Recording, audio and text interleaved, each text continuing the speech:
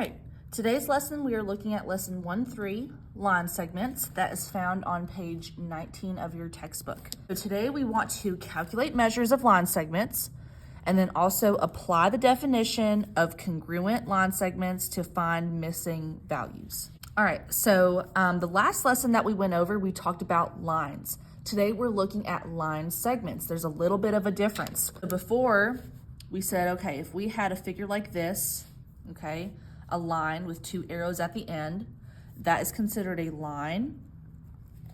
And lines go on forever and ever. That's what the two arrows at the end tell us.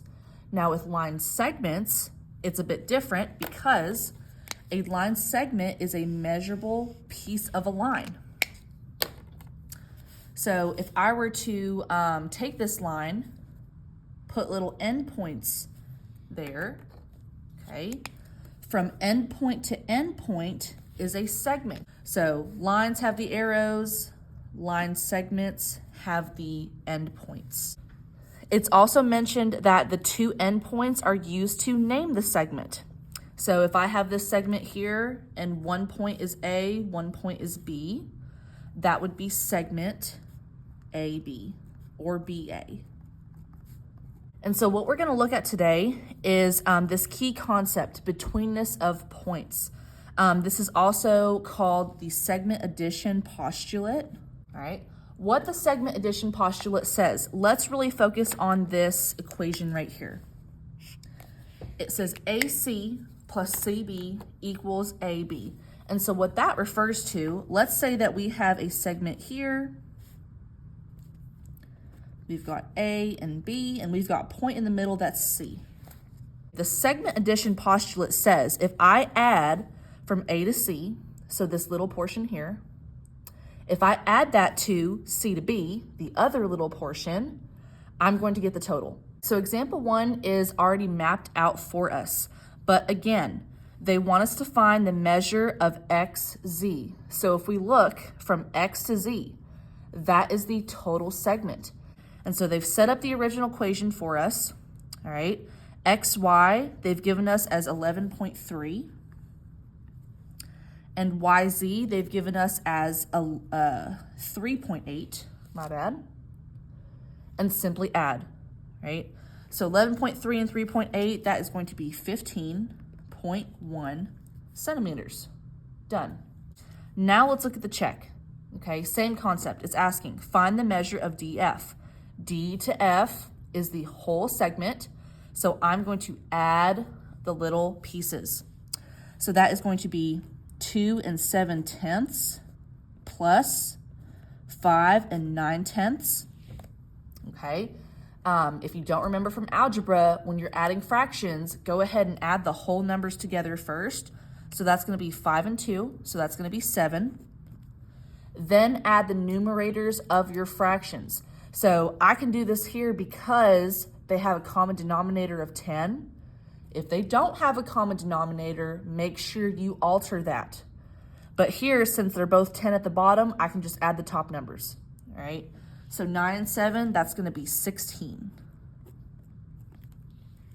So I've got 7 and 16/10. Is that answer correct? Yes. Is it perfect? No. We need to simplify further, okay? 10 can go into 16 one time. So I'm gonna add another whole number. So that is 8. And then I put 10 in, okay? So 16 take away 10, I'm gonna be left with 6. 6/10 can still be reduced. So that can reduce to 8 and 3/5. All right, let's go on to the next page, example 2. So here, we're not finding the total. We're kind of working backwards. Instead, they're asking us to find the measure of QR, and QR is a little segment, one of the smaller pieces. I know PQ plus QR should give me the total, and then I can just go ahead and plug in what I know, right? PQ is 6 5/8. QR, we don't know. That's what we're trying to find. And PR, the total, is 13 3/4. In any equation, the goal is to always get what you want to find all by itself. We want to get QR all alone, right? So what we have here, we have a positive 6 5/8. So it's a positive 6 5/8. So I'm going to take away 6 5/8 from both sides. And that will leave me my answer. So I'm gonna go over here to the side just so I have more room. We're dealing with fractions, all right? So again, the denominators have to be the same. They're not, but I can easily change that 4 into an 8. Multiply 4 times 2, that gives me an 8. And I have to do the same to the top. So 3 times 2 is gonna be 6. So this is actually 13 6/8 minus 6 5/8. So 13 take away 6, okay? That's gonna be 7. And now let's look at our fractions. 6 take away 5 is gonna be 1. And so that is our final answer right here. 7 1/8 of a foot. So here's a little trick for EOC. Let's say you have a question like this. It involves a lot of fractional answers. Just change them to decimals, okay? So 13 3/4, right? If I wanted to know what 3/4 was, do 3 divided by 4. If you want to turn this into a decimal, okay? If I just do this and press enter, it's gonna spit out what I just had before. If I want that fraction as a decimal, on your yellow calculators, you're gonna hit Control, enter. So now I know, okay, 3/4 is 0.75. So 13 3/4 is 13.75. All right, let's do the same thing for 6 5/8. So 5 divided by 8, Control, enter. That is its decimal, 0.625. So this is actually 6.625. 13.75 minus 6.625, 7.125, all right? So on EOC, are all of your answers going to be decimal answers? No, but you will have multiple choices. So if you have a multiple choice that says 7 1/8, and you're not sure if these are exactly the same, what you can do, plug in that fraction, 1/8, Control, enter. It's 0.125, so that should be 7.125. Well, that is the exact same answer. On to example 3. Let's just look at this diagram, okay? What's changed? Instead of giving us all the numbers that we need, right? They've left that out and instead put variables. If I add my little segment with my other little segment, it's going to give me, or it's going to equal the total. And so that's where they got this equation. 4x minus 12 is the total. That is equal to little segment plus little segment. And then from there, we're just going to keep simplifying the problem. I've got x and 2x, so that's gonna give me 3x, okay? They went on to subtract 3x from each side. So when I do it on this right side, it's gonna cancel. When I subtract 3x from 4x, it gives me one singular x. And so when that happened, right, 3x minus 3x cancels, I'm left with a 3 now. So x minus 12 equals 3. And then I'm going to add 12 to each side, okay? Because again, the goal, I want to get x all by itself. It's a negative 12, so I'm going to add 12. Add 12. And so 3 plus 12 is going to be 15. So before we go on to this last bit here, we have a think about it question. How can you check your solution for x? That is a algebra skill that everyone should be using to make sure they're on the right track. So if you come up with a value for x, it's kind of like you figured out what the puzzle piece was. So if this puzzle piece actually works, I should be able to plug it right back in to the original equation I had, and it should create a true statement. So let's try that really quickly. I said my x was 15, so let's see if that's true. So anywhere I see x, I'm going to replace it with a 15. And that's going to be 60. 2 by 15 is going to be 30. 60 take away 12 is 48. And then 15 plus 30 is 45. 45 plus 3 is 48. 48 equals 48. Yes, that is a true statement. So yes, our answer is correct. Now this last bit here, it says now find BC. So BC was represented by 2x plus 3.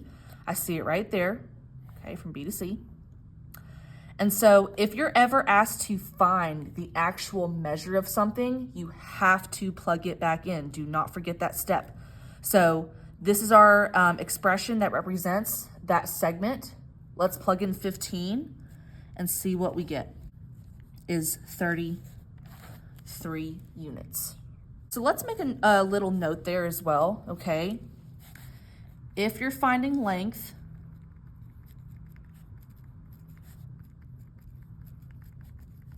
you need to plug in the X, need to.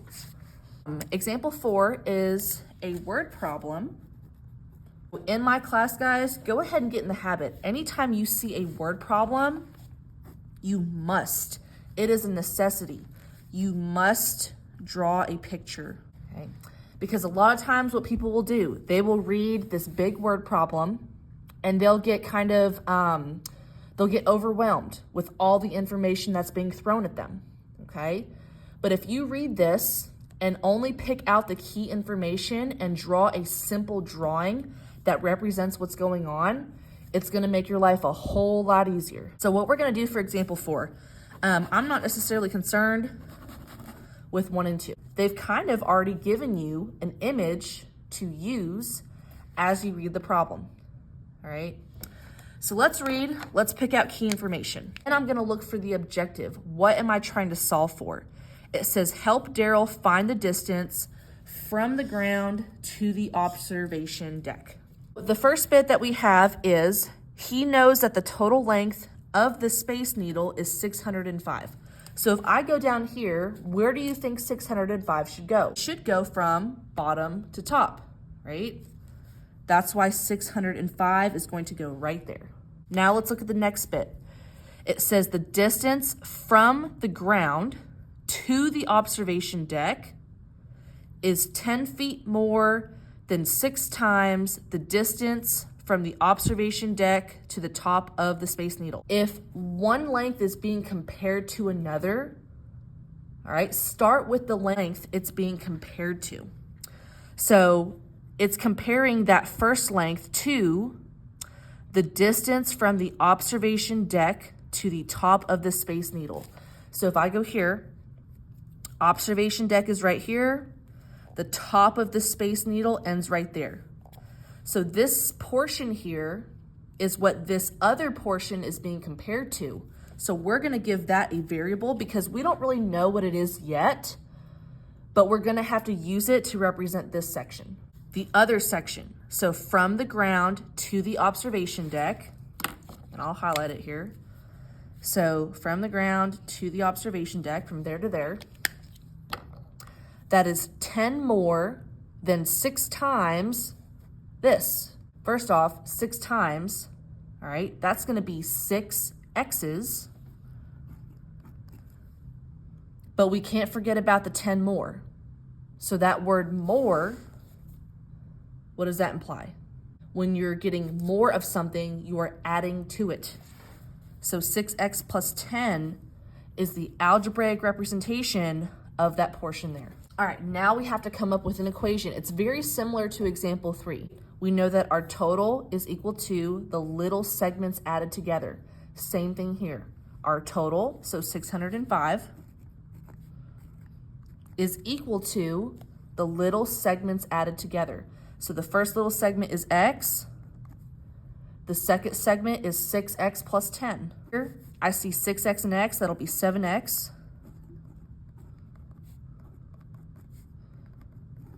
I want to get x's all alone, so I want to get rid of that positive 10 by subtracting 10.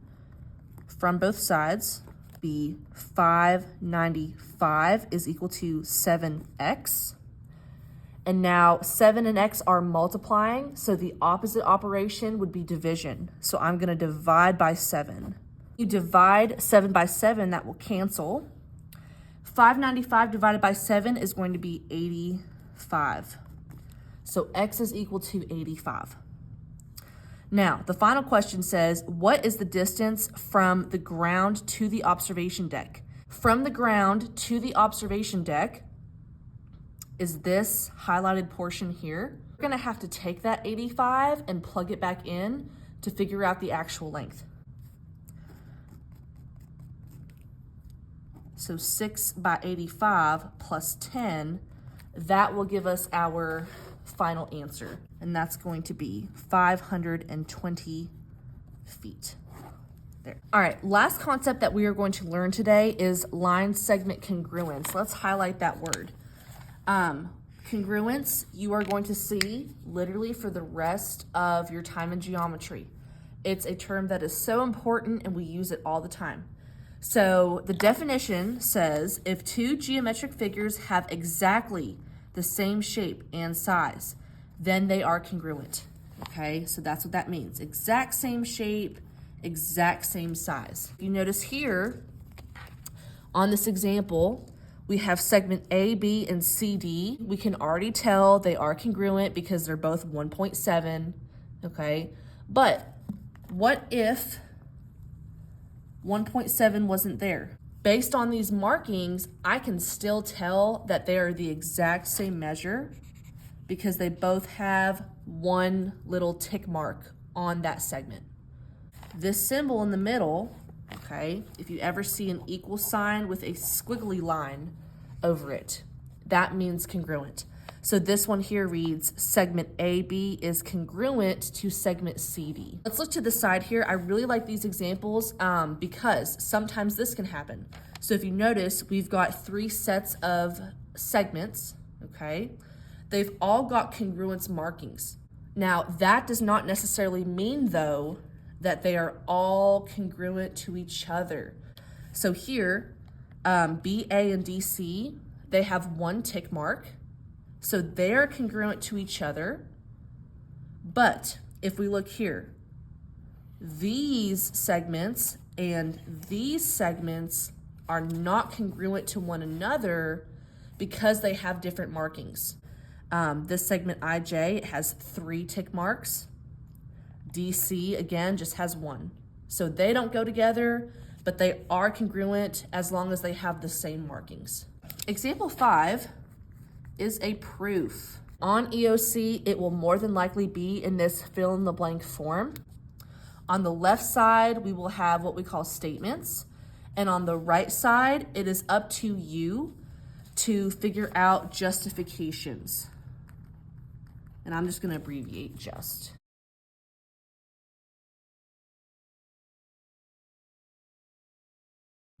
So let's look here. The first statement says that PQ is equal to QR. If I look back at my picture, okay, from P to Q, that has 1 tick mark. Q to R also has 1 tick mark. So that's what we just learned here. If we have congruent parts, they're going to have the correct markings. So the reason I know they are equal is because they are congruent. So that is definition of congruence, and you can mark it out from your word bank. Okay, going on to the next one. So we went from PQ equals QR, and we've replaced the letter representations with the expressions that are actually on those segments. So notice I said the word replace.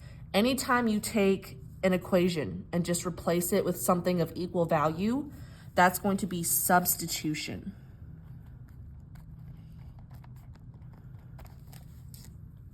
Okay, and you can mark that from your word bank. Okay, now we're on the third statement. Let's compare and contrast. How did we get from the second statement to the third statement? What has changed? Well, the first thing I noticed, there's no more parentheses, right? The parentheses here have gone away here. And also, this 6 has changed into a 12. So how did that happen? Well, if you think back to algebra, right? If I've got a number outside parentheses, I'm going to distribute.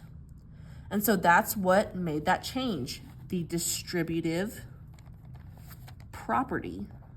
And again, we can mark it from our word bank. So with proofs, guys, always, when you go to the next statement, look back at the previous statement and ask yourself, what has changed? So again, here, what has changed? Well, it's the exact same equation, except now I see minus 2x minus 2x. Okay, so is there a reason here from our word bank that might work? Well, subtract 2x from each side. That's literally what is happening. So that is a perfectly good reason why this statement works. Okay. Next one, 4x plus 20. So we went from here to here. Well, the minus 2x's have gone, okay?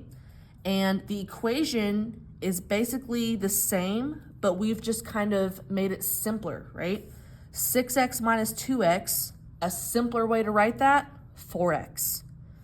Okay, 2x minus 2x, a simpler way to write that, no x's at all. So this would be an example of simplify. Next step, what's changed? Okay, I see a subtract 20, subtract 20. So the reasoning is going to be subtract 20 from each side. So again, from here to here. When I do positive 20 minus 20, it simplifies to nothing. When I do 12 minus 20, it simplifies to negative 8. And in proofs, guys, it is perfectly fine to use a justification more than once, unless, you know, the proof says you can only use a reason one time. Yeah, I mean, you can use it in multiple cases. So, all right, we're almost there. Here, what's happening? We're dividing by 4. That is a choice in our word bank, so we're gonna use that. And the very last one. All right, so when I divide by 4 here, right? 4 divided by 4, a simpler way to write that would be x. Negative 8 divided by 4, a simpler way to write that would be negative 2. So this is another example of simplification. Proofs, guys, that you get better with practice, okay? So if you just had a stroke right then, I apologize, but I promise you the more proofs you do, the easier they'll be. Before we go, let's complete this check, okay? So I have a line, I have a point U that is between T and V. PU is 7x plus 35. U to V is 4 times x plus 7. We're using what we just learned. What does that symbol mean there in the middle? That says that TU is congruent to UV. So if things are ever congruent, therefore they are equal. So for that reason, I can set TU, which is 7x plus 35, equal to UV, and I can solve. Okay, so I just went ahead and done the work here on a note card because I was running out of room, but set your expressions equal, make sure to distribute if needed, and isolate your variable. So in the end, I ended up with negative 7/3, and in decimal form, that is approximately negative 2.3 repeating, okay? One thing to note on this little warning, watch out, check your answer. Sometimes solutions will result in negative segment lengths. If this occurs, review your work carefully. Well, what just happened? We got a negative answer, right? But this is perfectly fine, okay? The reason why it's okay to have a negative number here is because we were finding a variable, a missing puzzle piece. Now, if I plugged in that x into a segment length and got a negative number, then yes, that would be different. Something went wrong there. Anything tangible that you can measure will never be negative. If you're talking to a friend and you're saying, hey, like, how many miles is it from here to Nashville? You're not going to give your friend an answer in negative miles. That doesn't make any sense. So just make sure and be careful of that. If you ever have a question that asks for actual length, your answer should not be negative. But if it's a variable, that is okay. All right, thank you guys for listening and paying attention. Make sure you have these notes ready for class. And I will see you guys in the next lesson.